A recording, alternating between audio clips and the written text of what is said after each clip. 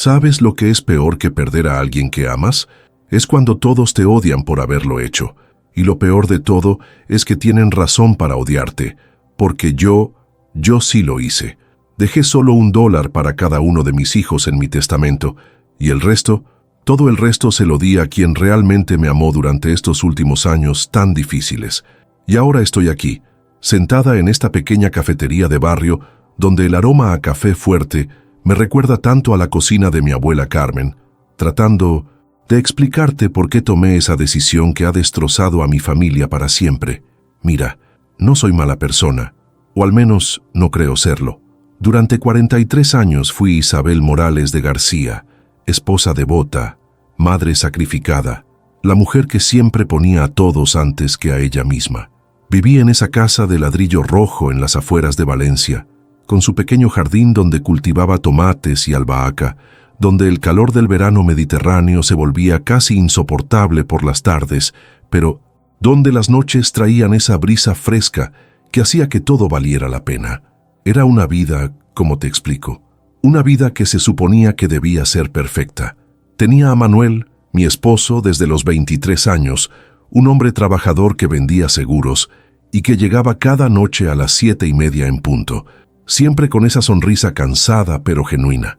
Tenía a mis 3 hijos, Alejandro, el mayor, ahora de 31, siempre el responsable, el que siguió los pasos de su padre y se metió en bienes raíces. Carmen, mi única niña, de 28, casada con un abogado y viviendo en Madrid con sus 2 pequeños, y mi bebé, Rafael, de 25, el artista rebelde que siempre soñó con ser músico y que nunca perdía la oportunidad de recordarme lo mucho que odiaba la vida convencional que yo había elegido. Los domingos hacíamos paella en el patio trasero, esa tradición sagrada que heredé de mi madre y que ella heredó de la suya. El aroma del azafrán mezclándose con el sofrito, el sonido de la cuchara de madera raspando el fondo de la paellera, las risas de mis nietos correteando entre las sillas de plástico blanco. Parecía que nada podía romper esa burbuja de felicidad aparente. Pero ¿sabes qué? Yo me estaba muriendo por dentro, literalmente muriendo, y nadie, absolutamente nadie se daba cuenta. O tal vez no querían darse cuenta, que es peor aún. Cuando cumplí 45, comencé a sentir algo extraño en el pecho, como si alguien me estuviera apretando el corazón con una mano invisible. Al principio pensé que era estrés, esa palabra que usan los médicos cuando no saben qué más decirte. Manuel trabajaba más horas para pagar la hipoteca de la casa nueva de Alejandro. Carmen estaba obsesionada con su propia familia y apenas me llamaba excepto cuando necesitaba que cuidara a los niños. Y Rafael, Rafael se había mudado a Barcelona para encontrarse a sí mismo y solo aparecía cuando se le acababa el dinero. Me había convertido en una especie de cajero automático emocional para todos ellos, ¿entiendes? Siempre disponible, siempre dando, nunca recibiendo nada a cambio. Las tardes se volvían eternas en esa casa que de repente me parecía demasiado grande y demasiado silenciosa. El tic-tac del reloj de pared en el salón marcaba cada segundo de mi soledad con una precisión cruel. Intenté hablar con Manuel sobre lo que sentía, sobre esa sensación de vacío que crecía en mi estómago como un tumor silencioso, pero él siempre tenía algo más urgente que hacer una reunión con un cliente, un partido de fútbol con sus amigos del trabajo, cualquier cosa que le permitiera evitar enfrentarse a la realidad de que su esposa se estaba desvaneciendo ante sus ojos, y mis hijos, mis queridos hijos, seguían viviendo sus vidas como si yo fuera solo parte del mobiliario, algo que siempre estaría ahí cuando lo necesitaran, pero que no requería atención especial ni cuidado. Fue durante una de esas tardes interminables de julio, cuando el calor era tan intenso que hasta las cigarras parecían haberse rendido, que decidí ir al médico. No porque me sintiera físicamente enferma, sino porque necesitaba que alguien, cualquiera, me confirmara que lo que estaba experimentando era real.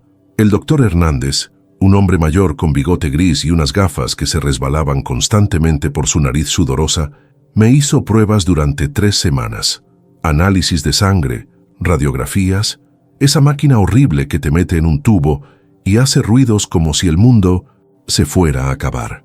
Y entonces, en su consulta que olía a desinfectante y a desesperanza, me dijo las palabras que cambiarían todo. Isabel, tienes una condición cardíaca que requerirá tratamiento de por vida. No es mortal si te cuidas, pero vas a necesitar medicación diaria y revisiones constantes. ¿Sabes cuál fue la reacción de mi familia cuando se los conté? Manuel suspiró y dijo que menos mal que teníamos buen seguro médico. Alejandro preguntó si eso significaba que no podría seguir cuidando a sus hijos cuando él y su esposa salieran los fines de semana. Carmen lloró, pero no por mí, sino porque le preocupaba que yo no pudiera ayudarla con la mudanza que tenían planeada para el mes siguiente. Y Rafael ni siquiera contestó las 3 llamadas que le hice para contarle el diagnóstico. Se enteró por Carmen 2 semanas después y me mandó un mensaje de texto que decía: «Lo siento, mamá, cuídate». Ni una llamada, ni una visita, ni una pregunta sobre cómo me sentía. Solo esas 8 palabras que se sentían más frías que el aire acondicionado que teníamos que poner a tope para sobrevivir a los veranos valencianos. Pero aquí viene la parte que cambió todo, la razón por la que estoy aquí contándote esta historia, que suena como las telenovelas que mi madre veía todas las tardes mientras bordaba manteles que nadie usaba. 2 meses después del diagnóstico, cuando ya había comenzado a tomar esas pastillas pequeñas y blancas que me hacían sentir como una anciana, antes de tiempo conocí a Esperanza. Se llamaba Esperanza, ¿puedes creerlo? Como si el universo hubiera decidido mandarme exactamente lo que necesitaba en el momento exacto en que más lo necesitaba. Era enfermera en la clínica, donde tenía que ir cada 2 semanas para mis chequeos. Una mujer de mi edad, tal vez unos años menor, con el cabello castaño siempre recogido en una cola baja y esos ojos verdes que parecían ver directamente dentro de tu alma sin juzgar lo que encontraban ahí. La primera vez que me tomó la presión arterial me preguntó cómo me sentía, no médicamente, sino realmente cómo me sentía. Y yo, Dios mío, hacía tanto tiempo que nadie me hacía esa pregunta que comencé a llorar ahí mismo, en esa pequeña habitación blanca con el póster del sistema circulatorio colgando torcido en la pared. Esperanza no me ofreció pañuelos de papel, ni me dijo que todo estaría bien como hacen todas las enfermeras cuando los pacientes se ponen emotivos. En lugar de eso, se sentó en la silla pequeña, de plástico que había junto a la camilla donde yo estaba y me dijo: «Cuéntame lo que necesites contarme. Tengo tiempo».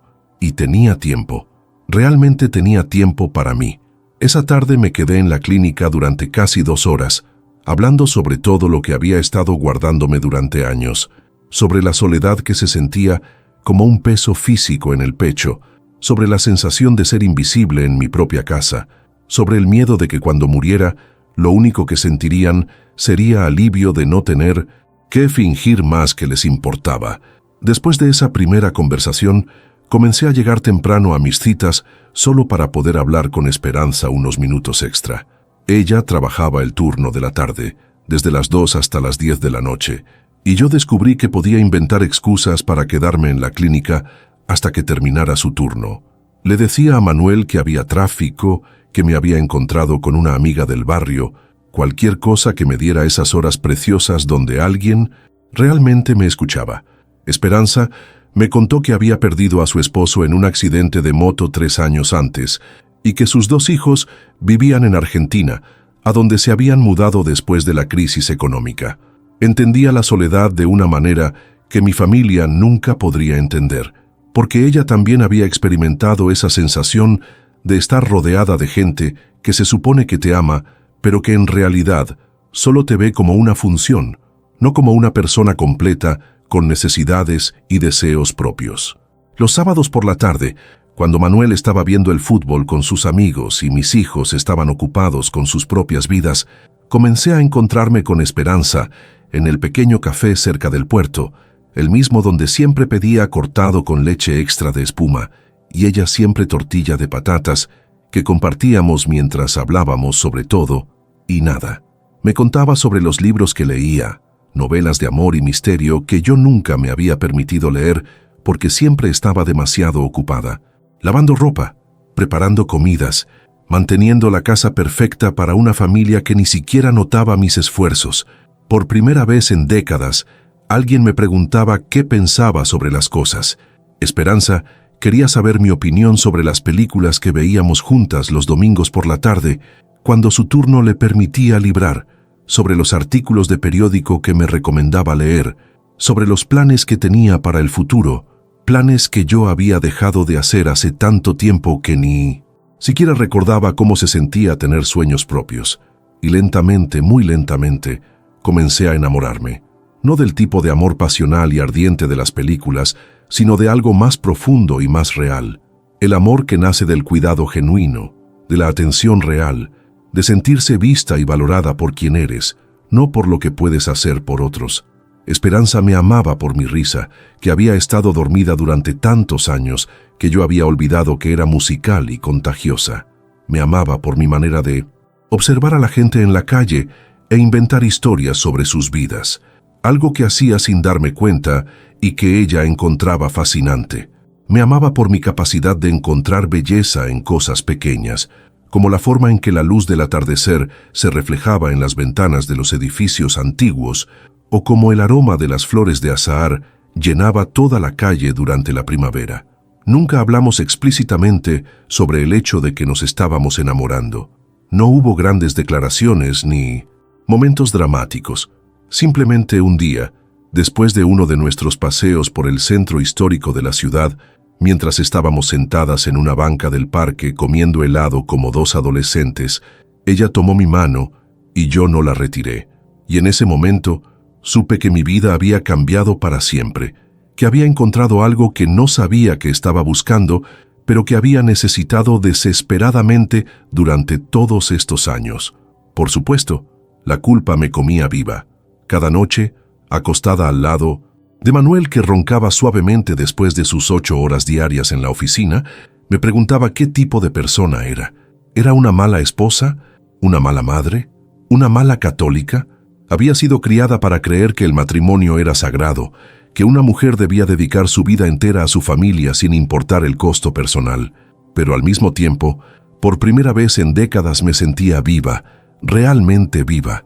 Tenía energía para levantarme por las mañanas, razones para arreglarme bien, algo que esperar cada día. Los meses pasaron y mi relación con Esperanza se profundizó mientras mi relación con mi familia se volvía cada vez más distante. No era que yo los amara menos, sino que había comenzado a ver claramente lo unilateral que habían sido siempre nuestras relaciones. Yo daba, ellos tomaban, yo me sacrificaba. Ellos asumían que era mi obligación hacerlo.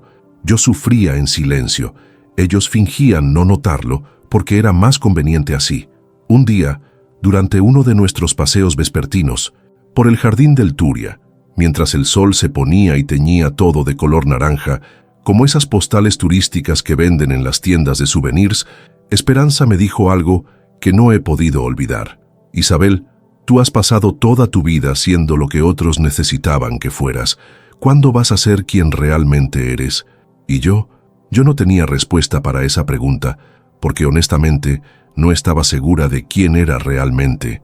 Había sido la hija obediente, la esposa perfecta, la madre sacrificada, durante tanto tiempo que había perdido completamente de vista a la mujer que existía independientemente de esos roles.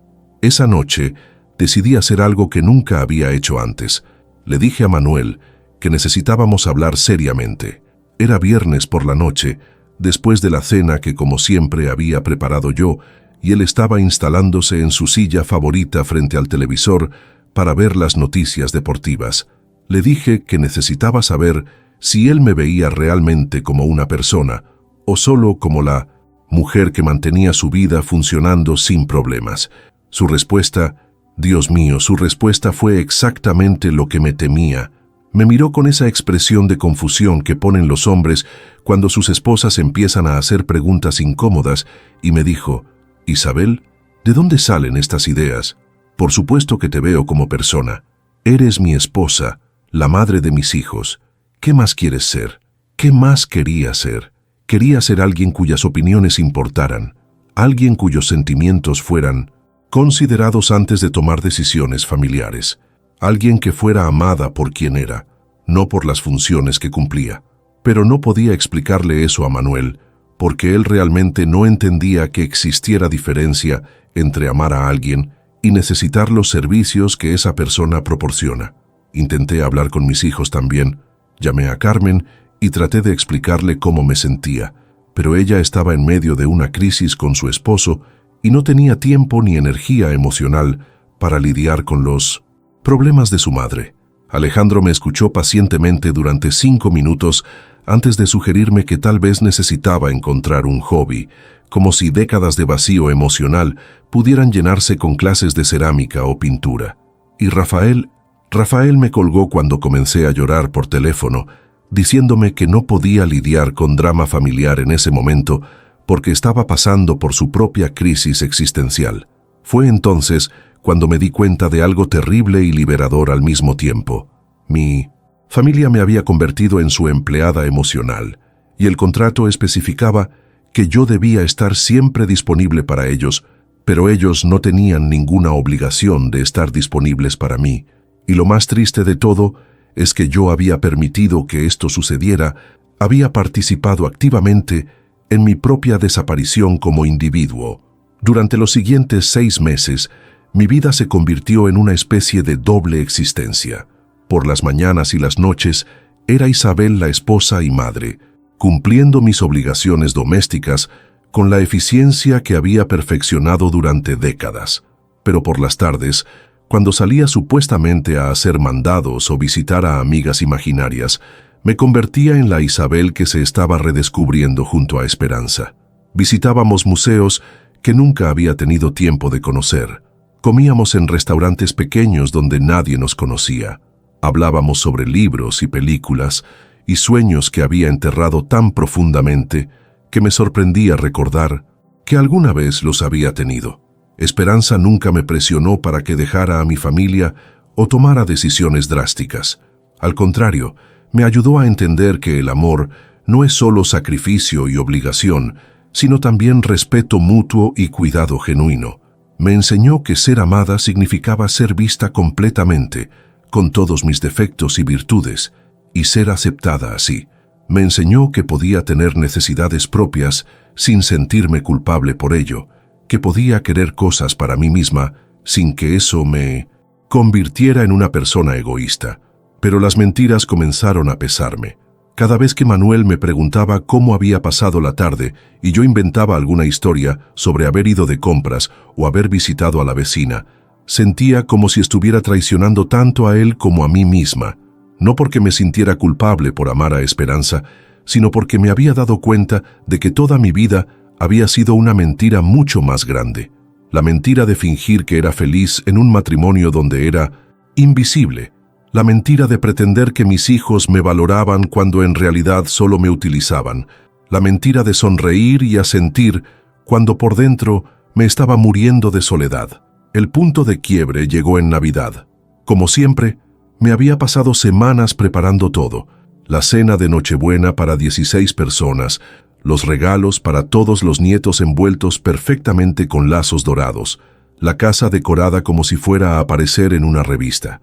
Mis hijos vinieron con sus familias y, durante 3 días, nuestra casa se llenó del caos alegre de los niños corriendo, los adultos hablando simultáneamente, la música navideña sonando de fondo. Era exactamente el tipo de celebración familiar que siempre había soñado tener. Pero en medio de toda esa aparente felicidad, nadie notó que yo había perdido peso, que tenía ojeras porque no había estado durmiendo bien, que me estaba esforzando el doble para mantener mi sonrisa en su lugar. Nadie preguntó cómo estaba llevando mi condición cardíaca. Nadie se ofreció a ayudarme con la preparación de las comidas. Nadie parecía recordar que yo también era una persona que podría estar cansada después de ser la anfitriona perfecta durante días consecutivos. La gota que derramó el vaso fue la noche del 26 de diciembre. Había estado lavando platos durante 2 horas después de la cena, y cuando finalmente terminé y me senté en el sofá del salón, escuché a mis hijos hablando en la cocina sobre cuánto dinero creían que heredarían cuando Manuel y yo muriéramos. Carmen estaba calculando cuánto podría valer la casa, Alejandro hablaba sobre las cuentas de ahorro que sabía que teníamos, y Rafael Rafael decía que esperaba que hubiéramos sido lo suficientemente inteligentes como para tener un buen seguro de vida, porque él tenía planes de abrir su propio estudio de grabación y necesitaría capital inicial. Hablaban de mi muerte futura como si fuera una transacción comercial conveniente. No había tristeza en sus voces, no había preocupación por cómo sería perder a su madre, solo cálculos fríos sobre beneficios financieros, y en ese momento entendí que para ellos yo no era una persona querida, sino un activo, algo que tenía valor principalmente por lo que podía proporcionarles en vida y después de la muerte. Esa noche, después de que todos se fueran a sus respectivos hoteles y casas, me senté en la mesa de la cocina donde habíamos cenado todas esas navidades anteriores, rodeada de los restos de una celebración que había organizado para gente que no me veía realmente, y tomé la decisión más importante de mi vida. Al día siguiente llamé a un abogado. El licenciado Martínez tenía su oficina en uno de esos edificios antiguos del centro, con techos altos y ventanas grandes que dejaban entrar la luz dorada del invierno mediterráneo. Cuando le expliqué lo que quería hacer, me miró por encima de sus gafas con una expresión que mezclaba sorpresa y preocupación profesional. «Señora García», me dijo, «¿está segura de que quiere hacer esto? Sus hijos podrían impugnar el testamento, especialmente si no hay una explicación clara de sus motivos, pero yo estaba más segura de esto que de cualquier otra cosa que hubiera hecho en mi vida. Quería dejar a cada uno de mis hijos exactamente $1, la cantidad mínima requerida por ley para demostrar que no los había olvidado accidentalmente, y el resto de todo lo que Manuel y yo habíamos acumulado durante nuestros años de matrimonio, todo lo que había sido construido, tanto con su trabajo como con el mío. Quería dejárselo a Esperanza, no porque ella me lo hubiera pedido, sino porque era la única persona en mi vida que me había amado completamente, sin esperar nada a cambio, excepto mi compañía y mi cariño. Por supuesto, no pude hacer esto sin hablar primero con Esperanza. Una tarde de enero, mientras caminábamos por la playa de la Malvarrosa y el viento frío del invierno nos obligaba a caminar muy juntas para mantenernos calientes, le conté lo que había decidido hacer. Su reacción fue exactamente lo que esperaba de ella: pánico puro y preocupación por mí, no emoción por la herencia inesperada. «Isabel, no puedes hacer eso», me dijo, deteniéndose en seco y tomando mis manos entre las suyas, que siempre estaban frías porque tenía problemas de circulación. «Esos son tus hijos, tu familia. No puedes destruir esas relaciones por mí». Pero lo que ella no entendía era que esas relaciones ya estaban destruidas, habían estado rotas durante años. Solo que yo había estado demasiado ocupada manteniendo las apariencias como para admitirlo. Le expliqué que no estaba haciendo esto como venganza, aunque admito que había un elemento de justicia en mi decisión. Lo estaba haciendo porque quería que al menos una vez en mi vida mis recursos fueran a parar a alguien que realmente me valoraba. Quería que mi dinero fuera a alimentar una vida que incluía amarme, no una vida que simplemente se beneficiaba de mi existencia sin reconocer mi humanidad. Esperanza lloró esa tarde, y yo también lloré, pero no de tristeza sino de alivio. Por primera vez en décadas había tomado una decisión basada en lo que yo quería, no en lo que otros esperaban de mí. Había elegido el amor real sobre la obligación familiar, la autenticidad sobre la conveniencia social. Durante los siguientes meses, mientras esperaba el momento adecuado para revelar mi decisión, comencé a observar a mi familia con una claridad que era tanto dolorosa como liberadora. Vi cómo Alejandro, solo, me llamaba cuando necesitaba que cuidara a sus hijos para que él y su esposa pudieran salir. Vi cómo Carmen me manipulaba emocionalmente para conseguir dinero extra, contándome historias sobre lo difícil que era llegar a fin de mes mientras llevaba bolsos de marca y se hacía las uñas todas las semanas. Vi cómo Rafael aparecía por casa solo cuando se le terminaba la comida y necesitaba llevarse las sobras de mis cenas dominicales. Y vi a Manuel, mi esposo de 20 años, seguir tratándome como una compañera de cuarto eficiente, en lugar de como la mujer que había sacrificado sus propios sueños para construir la vida que él quería. Nunca preguntaba sobre mis sentimientos, nunca notaba cuando estaba triste o preocupada, Nunca me incluía en las decisiones importantes sobre nuestro futuro. Para él, yo era simplemente parte del paisaje doméstico, tan constante y confiable como el refrigerador o la lavadora. Pero lo más revelador fue darme cuenta de que ellos tampoco eran felices conmigo. Los había convertido en personas dependientes y egoístas, al estar siempre disponible para resolver sus problemas y satisfacer sus necesidades, sin nunca requerir reciprocidad. Les había enseñado que podían tomarme por sentado, porque yo siempre estaría ahí, sin importar cómo me trataran. En cierto sentido, había sido cómplice de mi propia invisibilidad. El verano llegó con su calor intenso y familiar, y yo seguía dividiendo mi tiempo entre mis dos vidas. Las mañanas las pasaba manteniendo la casa, preparando comidas que Manuel comía sin comentarios, lavando ropa que mis hijos adultos traían cuando visitaban, porque era más conveniente que hacerlo ellos mismos. Las tardes las pasaba con Esperanza, descubriendo partes de mí misma que habían estado dormidas durante tanto tiempo que me sorprendía que aún existieran. Con Esperanza aprendí que me gustaba la música jazz, esos ritmos complejos que Manuel siempre había dicho que le daban dolor de cabeza. Descubrí que tenía opiniones fuertes sobre política y arte, temas de los que nunca había hablado en casa porque nadie estaba interesado en lo que pensara sobre esas cosas. Me di cuenta de que era divertida cuando se me permitía hacerlo, que tenía un sentido del humor sarcástico que había suprimido durante años porque no encajaba con la imagen de la madre y esposa perfecta. Y con Esperanza también aprendí sobre el sexo de una manera completamente nueva. No me malentiendas, Manuel y yo habíamos tenido una vida sexual normal durante los primeros años de nuestro matrimonio, pero con el tiempo se había convertido en algo rutinario y ocasional, más una obligación marital que una expresión de amor o deseo. Con Esperanza, descubrí que mi cuerpo aún tenía capacidad de sentir placer, que podía ser deseada y adorada en lugar de simplemente utilizada.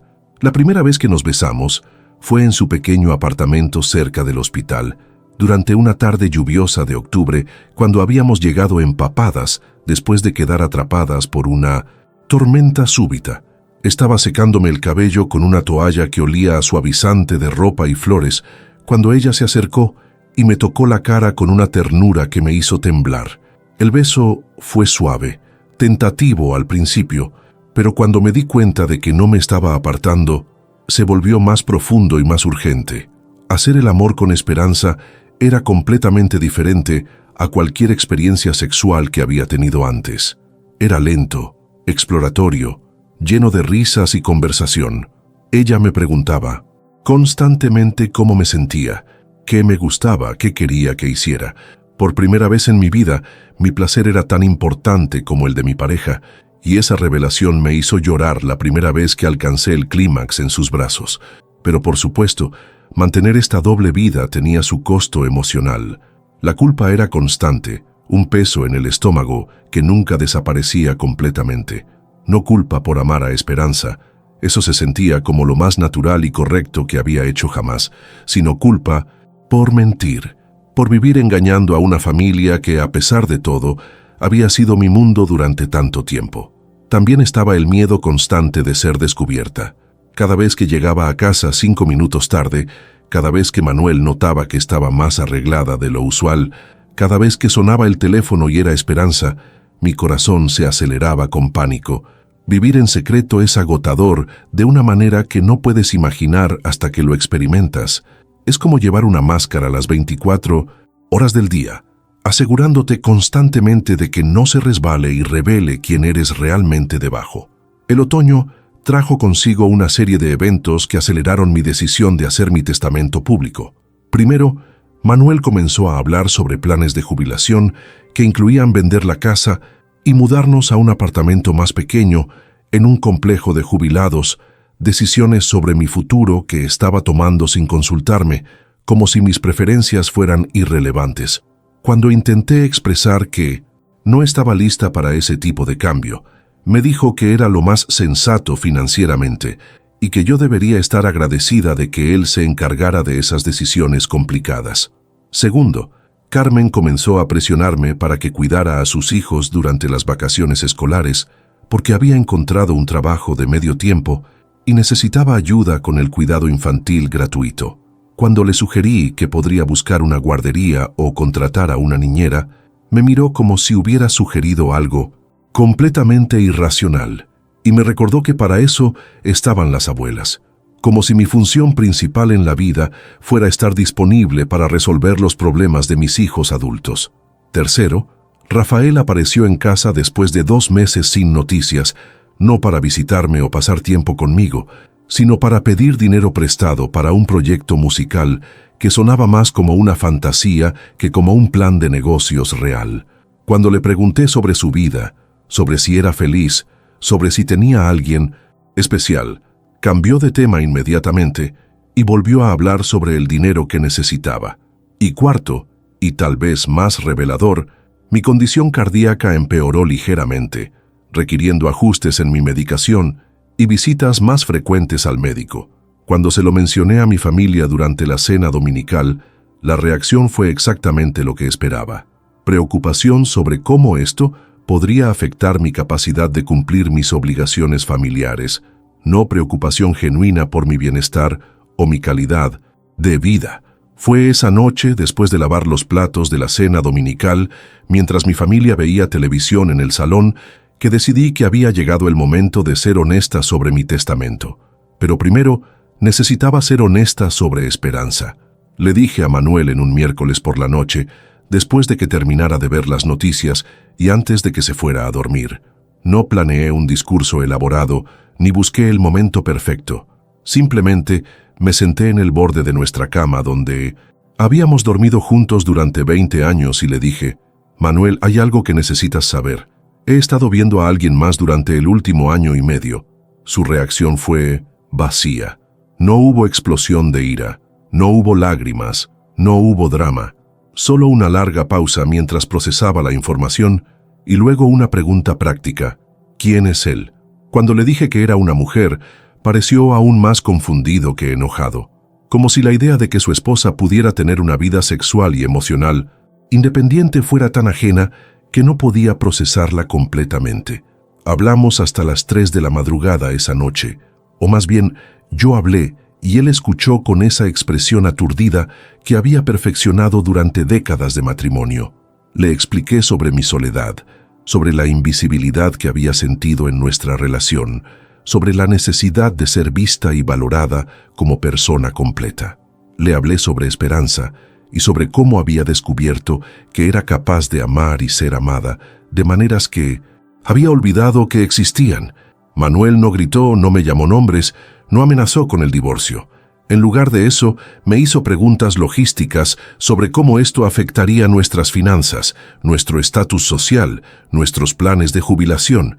Era como si estuviera tratando de resolver un problema de matemáticas, en lugar de lidiar con el colapso de nuestro matrimonio. Y tal vez esa reacción me dolió más que cualquier explosión emocional hubiera podido dolerme, porque confirmó que incluso el final de nuestra relación era solo un inconveniente práctico para él, no una pérdida emocional devastadora. Al día siguiente, llamé a mis hijos y les pedí que vinieran a casa para una reunión familiar. Les dije que había algo importante que necesitaba contarles a todos al mismo tiempo. Carmen preguntó inmediatamente si alguien estaba enfermo o muriendo. Alejandro quiso saber si esto podía esperar hasta después de sus vacaciones familiares planeadas, y Rafael preguntó si podía participar por videollamada porque no tenía dinero para el viaje en tren desde Barcelona. Los reuní en el salón un sábado por la tarde, en el mismo espacio donde habíamos celebrado tantas Navidades y cumpleaños, donde habían hecho sus tareas de primaria mientras yo preparaba la merienda, donde habían traído a sus novios y novias para conocer a la familia. La luz del atardecer entraba por las ventanas que yo había limpiado esa mañana por costumbre, iluminando las fotos familiares que colgaban de las paredes como evidencia de todos los años que habíamos sido felices, o al menos habíamos fingido serlo. Les conté sobre Esperanza sin dar detalles íntimos, pero siendo clara sobre la naturaleza de nuestra relación. Les expliqué que había estado sintiendo invisible en mi propia familia durante años, que había necesitado encontrar a alguien que me viera como una persona completa en lugar de solo como una proveedora de servicios.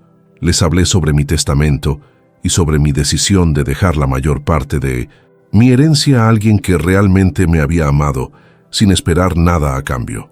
El silencio que siguió a mi confesión fue ensordecedor. Carmen fue la primera en hablar, y sus palabras fueron exactamente lo que esperaba. «Mamá, ¿te has vuelto loca? ¿Qué van a pensar los vecinos? ¿Qué les voy a decir a mis hijos sobre su abuela?» No preguntó si era feliz, no expresó preocupación por mi bienestar emocional, solo pánico sobre las implicaciones sociales de tener una madre lesbiana. Alejandro reaccionó como el hombre de negocios que se había convertido, enfocándose inmediatamente en los aspectos financieros. «Mamá, no puedes dejarle toda tu herencia a una extraña. Esa mujer claramente se está aprovechando de ti. Vamos a impugnar el testamento si es necesario». La idea de que yo podría haber tomado esta decisión por mis propias razones válidas nunca pareció cruzar por su mente. Y Rafael se rió, una risa amarga y sarcástica que me partió el corazón porque reveló exactamente lo que pensaba de mí. «Claro, mamá», dijo, «ahora que nos criaste para ser normales y formar familias tradicionales, decides que en realidad eres gay. ¿Cómo se supone que procesemos eso? Y nuestra herencia se va a una mujer que conociste hace un año. Esto es una locura total». Ninguno de ellos preguntó si era feliz. Ninguno expresó curiosidad sobre Esperanza como persona o sobre cómo había cambiado mi vida para mejor. Ninguno reconoció los años de soledad que había descrito o mostró comprensión sobre por qué había necesitado buscar amor y conexión en otro lugar. Sus únicas preocupaciones eran sobre cómo esto los afectaría a ellos, su reputación social, su herencia financiera, su comodidad emocional. Esa noche, después de que mis hijos se fueran de casa con sus respectivos enojos y resentimientos, me senté en la cocina donde había preparado miles de comidas para una familia que acababa de demostrar que no me conocía en absoluto, y llamé a Esperanza. Cuando escuchó mi voz llorosa por teléfono, no me hizo preguntas, no me pidió explicaciones. Simplemente dijo, «Voy para allá». Y media hora después estaba en mi puerta con una bolsa de té de manzanilla y brazos listos para abrazarme. Esa fue la primera noche que Esperanza durmió en mi casa, en mi cama al lado mío donde Manuel había dormido durante 20 años. No hicimos el amor esa noche, solo nos abrazamos mientras yo lloraba por la familia que había perdido y por la vida que había desperdiciado, tratando de ser lo que otros necesitaban que fuera en lugar de descubrir quién era realmente. Los días siguientes fueron un torbellino de llamadas telefónicas airadas, visitas confrontacionales y ultimátums emocionales. Carmen trajo a sus hijos para hablar con la abuela en un intento manipulativo de hacerme sentir culpable por destrozar su imagen de familia perfecta. Alejandro apareció con documentos legales, queriendo que firmara un nuevo testamento más razonable que había redactado con su abogado. Rafael me mandó mensajes de texto llenos de palabras hirientes sobre cómo había arruinado su concepto de familia y hogar. Manuel, por su parte, se movía por la casa como un fantasma, yendo a trabajar cada mañana y regresando cada noche para cenar en silencio antes de encerrarse en su estudio. No me pidió que me fuera, no mencionó el divorcio, no expresó emociones intensas de ningún tipo. Era como si hubiera aceptado que nuestro matrimonio había terminado sin sentir la necesidad de procesar esa pérdida emocionalmente, y esa falta de reacción me confirmó que había tomado la decisión correcta, porque un hombre que realmente me hubiera amado habría sentido algo más que inconveniencia práctica ante la pérdida de nuestra relación. Durante esas semanas difíciles, Esperanza fue mi ancla en la realidad.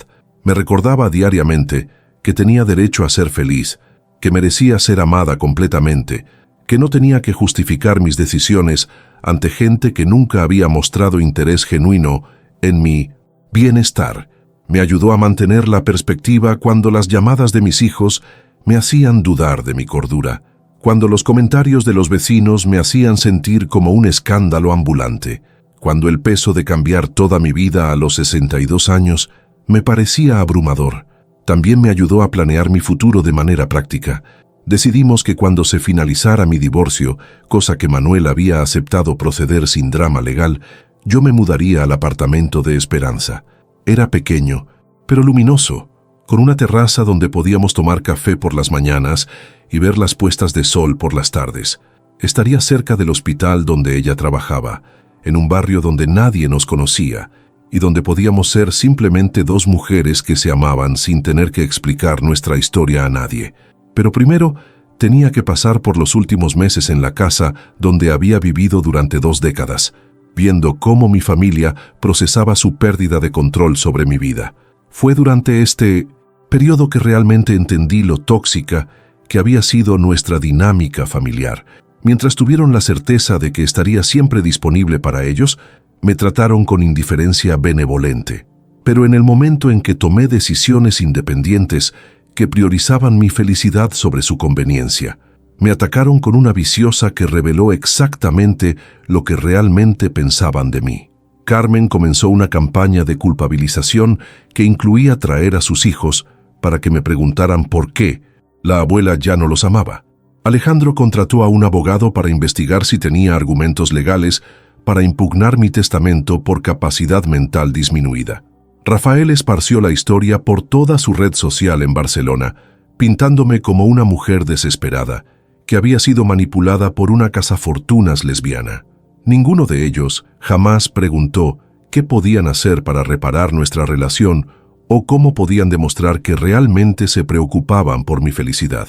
Manuel, mientras tanto, comenzó a hablar con sus amigos sobre la crisis de mediana edad de su esposa, como si mi despertar emocional y sexual fuera solo una fase temporal que pasaría si la ignoraba lo suficiente. Nunca reconoció su papel en mi infelicidad, nunca se disculpó por años de tratarme como mobiliario doméstico, nunca expresó curiosidad sobre qué podría haber hecho diferente para salvar nuestro matrimonio. Y a través de todo esto, Esperanza permaneció constante. Nunca me presionó para que acelerara mi divorcio. Nunca se quejó de las complicaciones que mi familia estaba creando en nuestras vidas. Nunca sugirió que tal vez sería más fácil si volviéramos a mantener nuestra relación en secreto. Me amaba completamente, incluyendo el caos y el drama que venían con amarme, y esa constancia me dio la fuerza para mantenerme firme en mis decisiones. El invierno llegó temprano ese año, con lluvias frías que convertían las calles de Valencia en ríos grises y hacían que todo se sintiera más sombrío y difícil. Fue durante una de esas tardes lluviosas de diciembre que recibí la noticia que cambiaría todo de nuevo. El doctor Hernández me llamó personalmente para decirme que mis últimos exámenes de sangre mostraban algunos números preocupantes relacionados con mi condición cardíaca. Necesitaba venir para más pruebas inmediatamente. Durante los días siguientes, mientras esperaba los resultados de pruebas más exhaustivas, me di cuenta de que enfrentar mi propia mortalidad me había dado una claridad brutal sobre mis prioridades. Si me quedaba poco tiempo, quería pasarlo con alguien que me amara, no con gente que solo se preocupaba por mí cuando mi ausencia los inconvenía. Quería despertar cada mañana al lado de alguien que se alegrara de verme, no de alguien que me diera por sentado como parte del paisaje doméstico.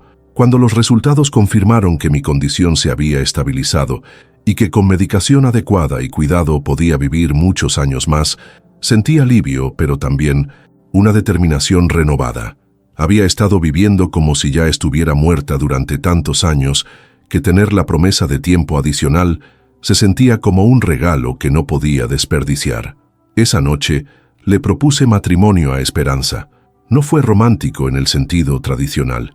Estábamos lavando platos después de una cena simple en su apartamento, nuestras manos sudorosas por el agua caliente del fregadero, cuando simplemente le dije: «Cuando mi divorcio se finalice, ¿te casarías conmigo?». Ella dejó caer el plato que estaba secando y por un momento pensé que había roto algo importante entre nosotras, pero luego me besó con tanta fuerza que casi nos caímos, y entre risas y lágrimas me dijo que sí, que había estado esperando que se lo pidiera desde hacía meses. La primavera trajo consigo los papeles del divorcio finalizados y planes para nuestra boda civil pequeña. Decidimos no invitar a nadie, excepto a 2 enfermeras del hospital que se habían convertido en nuestras amigas más cercanas. Durante estos meses difíciles, no queríamos drama familiar ni obligaciones sociales, solo queríamos celebrar nuestro amor de manera simple y auténtica. Mi familia, por supuesto, se enteró de nuestros planes de boda a través de los chismes del barrio, no porque yo se los hubiera contado. Su reacción fue predecible. Carmen lloró sobre la vergüenza social, Alejandro amenazó con cortar toda comunicación conmigo y Rafael me mandó un mensaje horrible diciendo que ya no tenía madre. Manuel no reaccionó en absoluto, lo cual era tal vez la respuesta más dolorosa de todas. El día de mi boda fue el más feliz de mi vida. Llevaba un vestido azul claro que Esperanza había elegido porque decía que hacía brillar mis ojos, y ella llevaba un traje gris que le quedaba perfectamente y que la hacía ver elegante y fuerte. La ceremonia duró 15 minutos en una oficina municipal llena de luz solar, y cuando el juez nos declaró esposas, sentí como si finalmente hubiera llegado a casa después de estar perdida durante décadas. Celebramos con una comida en nuestro restaurante favorito, cerca del puerto, ese lugar pequeño donde habíamos tenido tantas conversaciones importantes durante nuestro noviazgo. Las otras dos parejas presentes levantaron copas de vino barato para brindar por nuestro amor, y por primera vez en mi vida adulta me sentí completamente feliz sin reservas o preocupaciones sobre lo que otros pudieran pensar. Esa noche, en nuestro apartamento que ahora era oficialmente nuestro hogar compartido, hicimos el amor como mujeres casadas, y fue completamente diferente a cualquier experiencia sexual que hubiera tenido antes. No era solo el placer físico, aunque eso era increíble, sino la sensación de ser completamente conocida y aceptada por otra persona. Esperanza conocía mi cuerpo mejor que yo misma. Sabía exactamente cómo tocarme para hacerme suspirar de placer, cómo besarme para hacerme sentir amada hasta los huesos. Los meses siguientes fueron los más tranquilos que había experimentado en años, sin las demandas constantes de una familia que me tomaba por sentado, sin la presión de mantener apariencias en un matrimonio que había estado muerto durante años. Pude finalmente explorar quién era cuando no estaba definida por mis roles como esposa y madre. Descubrí que me gustaba leer novelas históricas, que tenía talento para la jardinería cuando tenía tiempo para dedicarle atención, que disfrutaba cocinando cuando era para alguien que apreciaba mis esfuerzos. Esperanza y yo desarrollamos rutinas que se sentían naturales y reconfortantes. Ella trabajaba sus turnos en el hospital, mientras yo manejaba nuestro hogar, pero de manera completamente diferente a como había manejado mi casa anterior. Cocinaba porque quería experimentar con nuevas recetas, no porque fuera mi obligación alimentar a gente que comía sin comentarios. Limpiaba porque me gustaba nuestro espacio ordenado y acogedor, no porque fuera juzgada por el estado de mi casa. Lavaba nuestra ropa porque era una tarea meditativa que me daba satisfacción, no porque fuera una responsabilidad interminable e invisible. Y por las noches, cuando Esperanza regresaba del hospital, me contaba sobre su día mientras yo le masajeaba los pies hinchados por estar de pie durante 8 horas. Hablábamos sobre todo: política, libros, recetas que queríamos probar, lugares que queríamos visitar cuando nos jubiláramos, conversaciones reales entre dos adultas que se respetaban mutuamente, no el intercambio superficial de información logística que había caracterizado mis cenas con Manuel durante los últimos años. También comenzamos a planear nuestro futuro juntas de maneras que me emocionaban en lugar de aterrorizarme. Queríamos viajar por España, visitando pueblos pequeños donde pudiéramos caminar por mercados locales y probar vinos regionales. Esperanza quería enseñarme a bailar salsa, algo que había aprendido cuando era joven, pero que nunca había tenido la oportunidad de compartir con una pareja que estuviera interesada. Yo quería aprender fotografía, capturar momentos de belleza que ahora tenía tiempo para notar y apreciar, pero por supuesto, la felicidad completa es rara en la vida real, y mi familia no había terminado de intentar arruinar mi nueva vida. Durante el verano, recibí una llamada de un abogado informándome que mis hijos habían decidido proceder con impugnar mi testamento basándose en argumentos de capacidad mental disminuida e influencia indebida. Aparentemente habían encontrado un psiquiatra dispuesto a testificar que mi comportamiento errático y mi cambio súbito de orientación sexual podrían indicar problemas cognitivos o manipulación emocional. La batalla legal que siguió fue agotadora y costosa, pero también clarificante.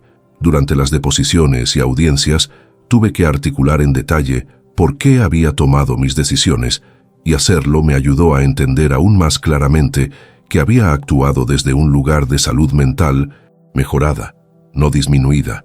Había dejado una situación donde era invisible y tomada por sentado, y había elegido una vida donde era vista, valorada y amada. Cualquier psiquiatra objetivo habría reconocido eso como una mejora significativa en mi bienestar mental. Esperanza me acompañó a cada audiencia, sentándose en la galería pública porque no se le permitía estar conmigo en la mesa de los demandados, pero saber que estaba ahí me daba fuerza para enfrentar las acusaciones de mis propios hijos, que me habían retratado como una mujer senil manipulada por una cazafortunas sin escrúpulos. La ironía era que ellos, que habían pasado décadas aprovechándose de mi generosidad sin ofrecer nada a cambio, excepto obligación familiar, me acusaban de ser víctima de alguien que realmente me amaba. El caso se prolongó durante 8 meses, y durante ese tiempo, mi familia lanzó ataques cada vez más viciosos contra tanto mi carácter como el de Esperanza. Contrataron investigadores privados para buscar evidencia de que nuestra relación era fraudulenta. Contactaron a antiguos vecinos para reunir testimonios sobre mi supuesto comportamiento extraño. Incluso trataron de obtener mis registros médicos para probar que mi medicación cardíaca había afectado mi juicio. Todo esto me dolía, pero no de la manera que ellos esperaban.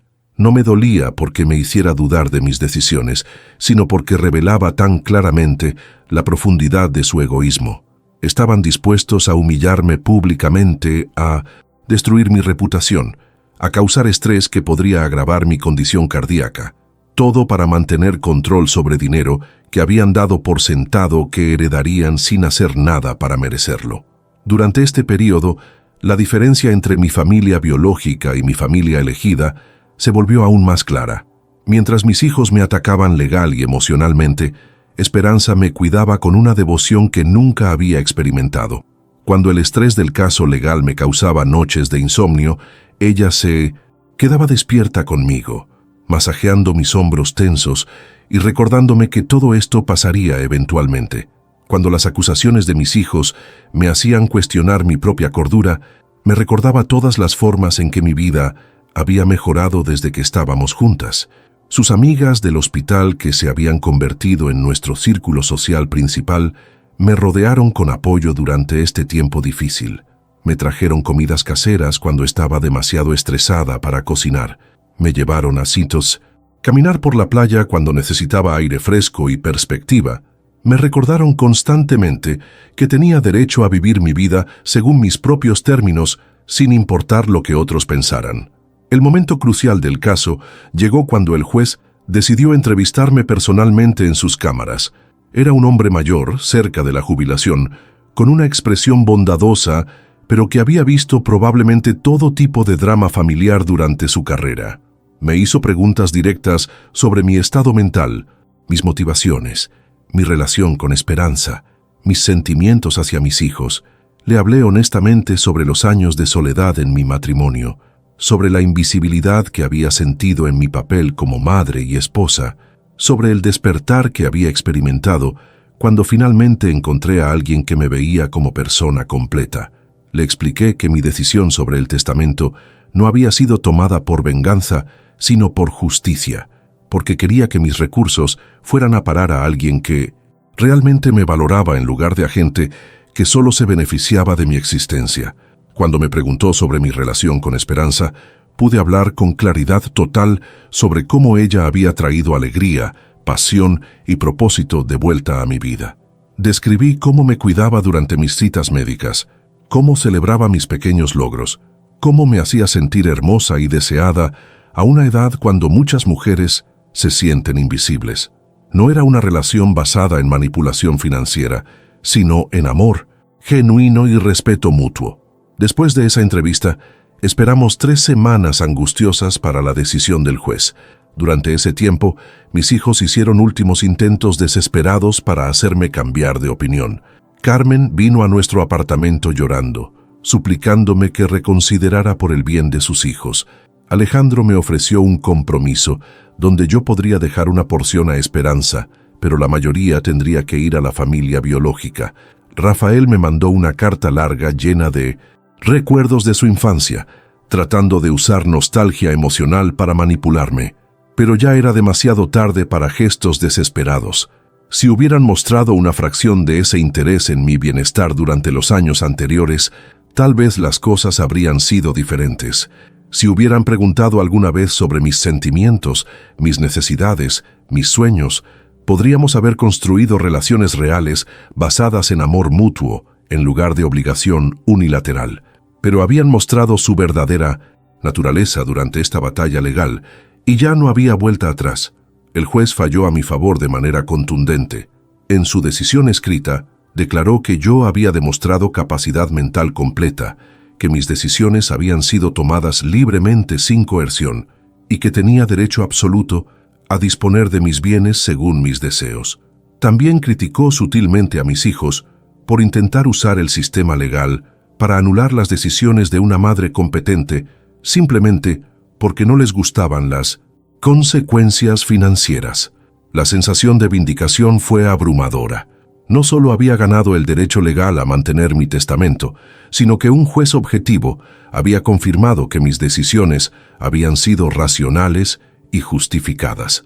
Mis hijos habían gastado una fortuna en honorarios legales tratando de probar que yo era mentalmente incompetente y habían fracasado completamente. Esa noche, Esperanza y yo celebramos en casa con una botella de champán barato y comida china de nuestro restaurante favorito. No era una celebración extravagante, pero se sentía perfecta porque la estaba compartiendo con alguien que verdaderamente se alegraba de mi felicidad. Brindamos por nuestro futuro juntas, por la libertad de vivir según nuestros propios términos, por haber encontrado amor real en una etapa de la vida cuando muchas personas se resignan a la soledad. Después de la victoria legal, esperaba sentir algún tipo de alivio o cierre, pero en realidad me sentí profundamente triste por lo que había perdido. No el dinero o la casa o el estatus social, sino la ilusión de que tenía una familia que me amaba incondicionalmente. Había esperado durante meses que alguno de mis hijos se acercara para intentar entender mi perspectiva, para preguntar qué podían hacer para reparar nuestra relación, para mostrar que les importaba mi felicidad más que su herencia.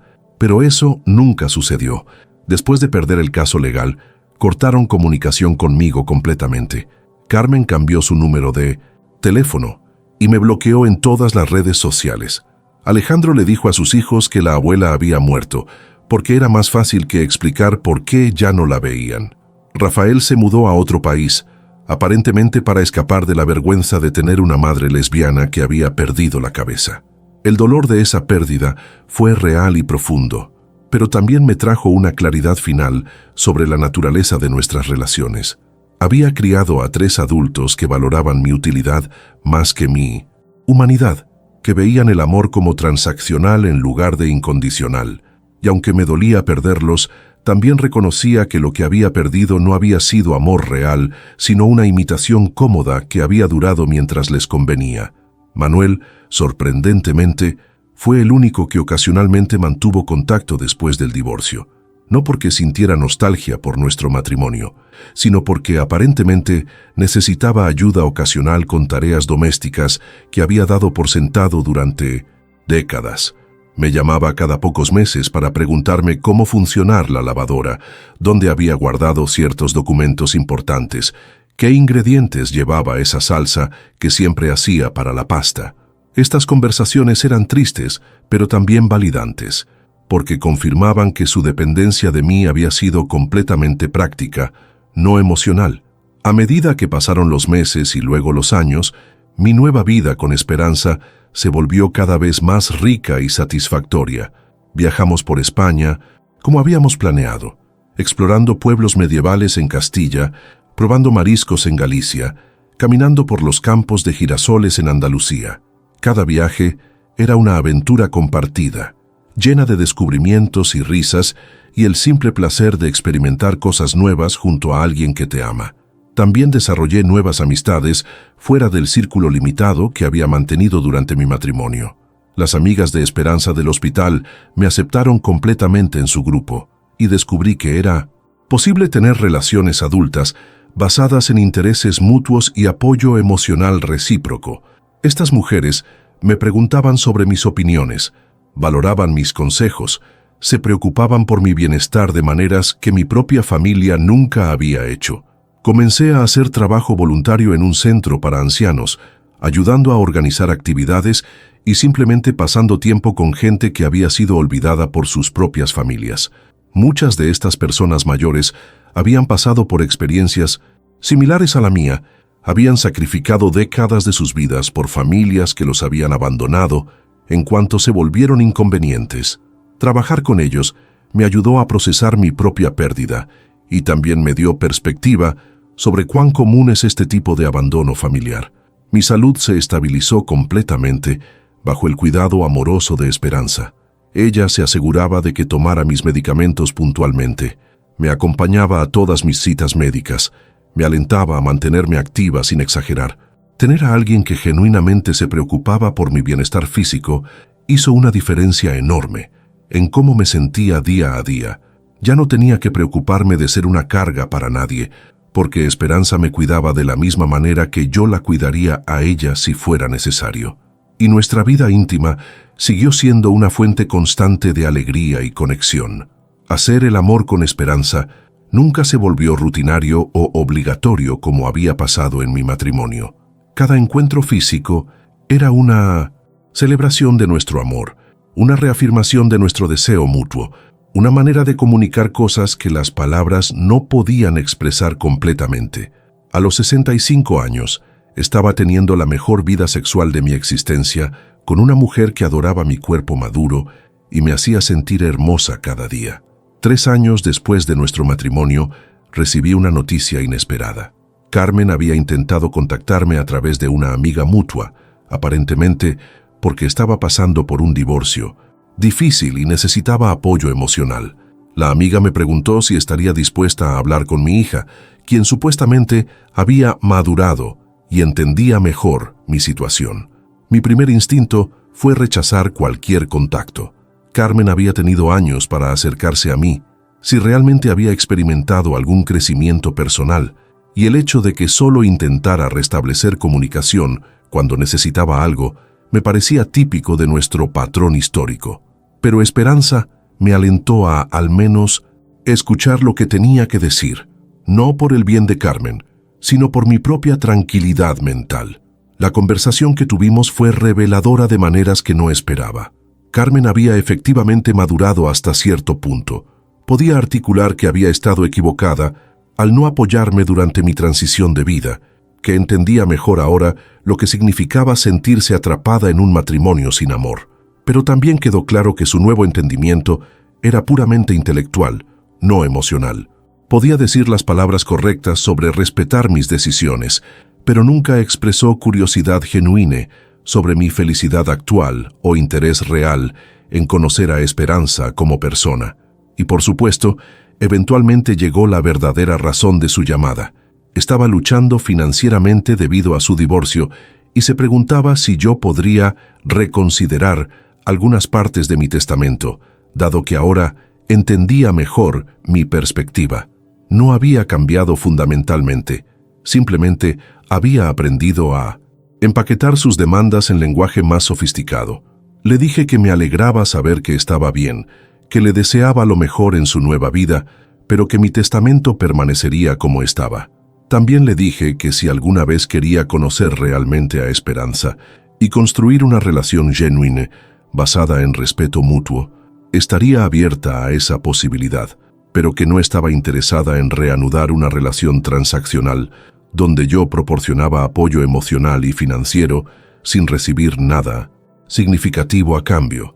Nunca volvió a llamar después de esa conversación, lo cual confirmó que su acercamiento había sido puramente instrumental. Había esperado que tal vez, después de años de reflexión, habría desarrollado alguna capacidad de amar sin condiciones o interés propio. Pero la gente rara vez cambia fundamentalmente, especialmente cuando han sido recompensados durante décadas por comportarse de maneras egoístas. Ahora, mientras me acerco a los 70 años, puedo mirar hacia atrás, en mi vida con una mezcla de tristeza y satisfacción. tristeza por todos los años que desperdicié tratando de ser lo que otros necesitaban que fuera, por todas las oportunidades de felicidad que dejé pasar porque estaba demasiado ocupada cumpliendo obligaciones que nadie apreciaba realmente, pero también satisfacción enorme por haber encontrado el coraje de cambiar mi vida cuando aún tenía tiempo para disfrutar las recompensas de esa valentía. Esperanza y yo hemos estado casadas durante 5 años ahora, y cada día sigo despertando agradecida por haberla encontrado, no porque nuestra vida sea perfecta o sin desafíos, sino porque enfrentamos esos desafíos juntas, como socias iguales que se respetan y se cuidan mutuamente. Hemos creado un hogar lleno de amor, risa, conversación inteligente y pasión física. Tenemos rutinas que nos reconfortan y aventuras que nos emocionan. Tenemos amigas que nos valoran y proyectos que nos inspiran. Y sí, también tenemos mi testamento, ese documento que causó tanto drama y reveló tantas verdades incómodas sobre mi familia. Sigue especificando que cada uno de mis 3 hijos recibirá exactamente $1 cuando yo muera, y que todo lo demás irá a Esperanza, la mujer que me amó completamente cuando más lo necesitaba. Algunos podrían llamar eso cruel, pero yo lo llamo justicia. Es mi manera final de decir que el amor real tiene valor, que ser visto y valorado como persona completa significa más que la obligación familiar vacía. Si mis hijos hubieran querido mi herencia, podrían haberla ganado fácilmente durante todos esos años, cuando estaba invisible y sola en mi matrimonio. Una llamada ocasional preguntando cómo me sentía realmente. Una visita que no tuviera que ver con necesitar algo de mí. Una conversación donde me preguntaran sobre mis sueños y esperanzas, en lugar de asumir que solo existía para satisfacer las necesidades de otros. Pero eligieron la comodidad de darme por sentado, y ahora tienen que vivir con las consecuencias de esa elección. No siento culpa por mi decisión, ni siquiera ahora después de años de reflexión. He aprendido que la culpa es a menudo una emoción manipulativa que la gente usa para mantenerte comportándote de maneras que les convienen a ellos, no que sean buenas para ti. Mis hijos han intentado hacerme sentir culpable por elegir mi propia felicidad, pero no tienen derecho a esa culpa porque nunca hicieron el trabajo emocional necesario para merecer mi lealtad incondicional. Lo que sí siento es una profunda gratitud por haber encontrado el coraje de cambiar mi vida cuando aún tenía tiempo para disfrutar los beneficios de ese cambio. Muchas mujeres de mi generación nunca tuvieron esa oportunidad, o la tuvieron, pero no pudieron tomarla debido a limitaciones económicas, sociales o emocionales. Yo tuve la suerte de tener suficientes recursos financieros para ser independiente, suficiente salud para comenzar una nueva vida, y lo más importante, suficiente amor propio finalmente desarrollado para creer que merecía algo mejor. También siento gratitud por Esperanza, por supuesto, pero no del tipo de gratitud que convierte a una persona en salvadora. Ella no me rescató, me acompañó mientras yo me rescataba a mí misma. Me proporcionó el espejo emocional que necesitaba para verme claramente, el apoyo que necesitaba para confiar en mis propias percepciones, el amor que necesitaba para creer que valía la pena luchar por mi felicidad. Pero el trabajo real de cambiar mi vida, tuve que hacerlo. Yo, y tal vez esa es la lección más importante de toda esta historia, que nunca es demasiado tarde para elegir autenticidad sobre conveniencia, amor real sobre obligación familiar, tu propia felicidad sobre las expectativas de otros, que puedes pasar décadas viviendo una vida que no es realmente tuya y aún tener tiempo para encontrar quién eres realmente debajo de todos esos roles que has estado interpretando. Por supuesto, elegir autenticidad tiene su precio. Perdí mi familia de origen, mi estatus social anterior, la comodidad de la conformidad, pero lo que gané valió infinitamente más que lo que perdí. Gané una vida que es realmente mía, una compañera que me ve y me ama completamente, la paz que viene de vivir según tus propios valores en lugar de las expectativas de otros. Así que aquí estoy, a punto de cumplir 70 años, sentada en nuestra pequeña terraza, mientras Esperanza prepara café en la cocina. El sol mediterráneo calienta mi cara arrugada, pero aún hermosa. El aroma de las flores que hemos plantado juntas llena el aire, y puedo escuchar a mi esposa tarareando esa canción que siempre canta cuando está contenta. En unas horas iremos a caminar por la playa como hacemos cada sábado. Tomaremos de la mano como dos mujeres enamoradas que no tienen que esconderse de nadie.